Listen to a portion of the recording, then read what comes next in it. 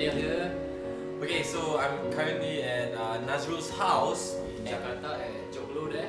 Oh, okay. Yeah. So the first thing that I have learned a lot in Jakarta is that the way how you present. Basically I've been following Nadzrul for these past few days, and I've been seeing people coming in day out in his house. So then it comes the question. The questions comes here is, how does he do it? How does he do it? So basically what happened was, from just that one network, it starts to spread out. It starts to open up that network just from that one person itself. And that one person keep on bringing people and after people. So from there I start to realize that we sometimes we have that one when we actually recruit someone or we share with people about our company for life, just that we end there. But Nadzrul really open up to that open up that network, and and every day we have appointments. And you can ask Daniel. There's a lot of appointments in Nadzrul's house, right? Yes, correct, a lot of appointments. And basically during the appointments, what I learned is, for let's say myself, during appointment, I have this mentality that, I have to close. And that's it, I already make my appointment very fast. But from here, I learn from how Nadzrul prospect and present, and he actually closed without actually opening up even the iPad. But the trick is to catch up and also like treat them as your friend. Yeah, treat them as humans basically, not robots or for you see them as money. No, like that's not the way. And also we need to have the correct market. For example, that I learned is you rather target on those who have buying power, and rather than those who are ready but not don't have buying power yet. Is that correct? Yes, actually it's a chicken and egg answer. Yeah. So, but I mean, right? It's not wrong. Like I said, not to just focus on for those people who have money, but because as you understand that our nature in our business is that we are looking, because every month we have a goal. We have our goal, right? So to go fast, at least you know who's your market group first. You know, I think in Jakarta itself, you need to know what's your target group. So in this context, I would say that what we need to look at, especially in overseas market, is that these people must have buying power first. Then whether they want to buy, whether they are interested or not interested, it is up to us after that.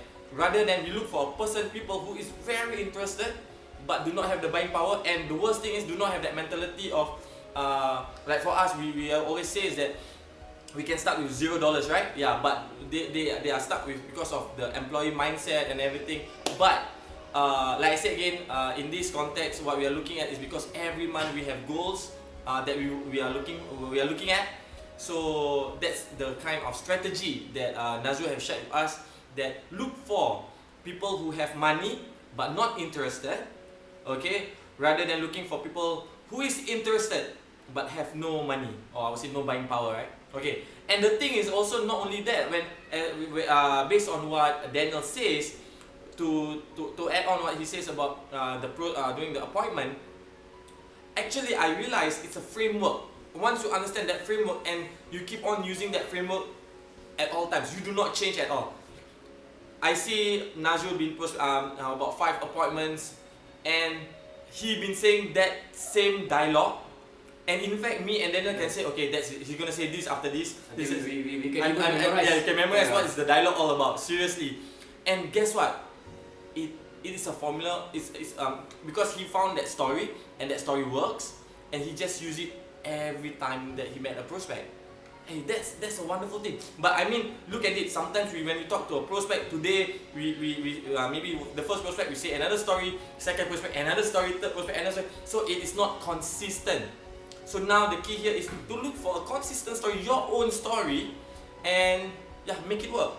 Just maybe I can share with you about a framework. So usually when Nadzrul, before even he start this conversation, he break the ice first. He break the ice, to ask about the person's hobby, what does he like to do, talk in at least you talk about half an hour. Why? To get the person to know each other. So have that so we are getting, so let the person open up to us. Then after that, from opening up, then he start to share a certain knowledge, a business knowledge, which he always says about the network marketing. What is network marketing? Or he will, or sometimes he shared about the three main business that is evergreen. For example, he will always say the first evergreen business would be food. Then second, he will talk about education. Then third one, that he will talk about health. He will say the health industry. Why? Because it's evergreen. So from when he talk about the health part, that's where he says, and for me, I'm doing health. That's where he come into the for life. So you see, so he can make a story, and then after that he knows, okay, that's where I'm going to go inside and share about what I'm doing after that, just by sharing. Then after that, and then of course on top of that, facts is important, but at the end of the day, it's emotion. It's emotion that plays a part. It's very, very important. The emotional, how the person, you can actually make the person emotionally feel what you are talking about. So sometimes what we do is, most people, it's like we just go by like script. You just talk about facts. Okay, this. Okay, so are you interested? People won't buy. I can guarantee you, people will not buy if you're gonna do that. That kind of strategy, or the way, or you, when you start to present. The key here is you need to have that emotional context. So you tell stories, and you tell a bit of facts, then you tell stories again. Then after that, you end up with why you do this, and of course on top, the next thing is tell them how they can benefit, or you can, most people, especially like Hisham was asking me, so what do I do at the end? So what do I do? So I tell him, at the end of the day, you tell them, hey, so since you were asking me about, for example, the person say, oh, so this product is good, right? Yeah. So he says yes. So can for example, if I have a heart issue, so you tell them, oh, so you should take this.